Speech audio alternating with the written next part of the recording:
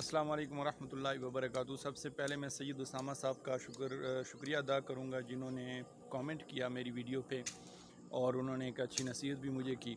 इसके अलावा आज की जो हमारी स्टोरी है वो एक फ़ोटोग्राफ़र के हवाले से है। जब वो फ़ौत होने लगा तो उससे किसी ने पूछा कि तुम्हारी ज़िंदगी का कोई ऐसा अजीब वाक़या जो तुम बयान करना चाहो, तो उसने कहा कि मेरी ज़िंदगी के अंदर जिस वक़्त मैं फ़ोटो खींचा करता था तो मैंने अपनी दुकान के ऊपर 3 रेट्स लगाए हुए थे। नंबर 1 वो था कि जैसे अगर आप जो दिखना चाहते हैं तो उसकी कीमत 20 रुपये है, ठीक है। जैसे आप सोचते हैं उसकी कीमत 40 रुपये है, और जैसा आप दूसरों को देखना चाहते हैं यानी दूसरों के सामने दिखना चाहते हैं उसकी कीमत 50 रुपये है।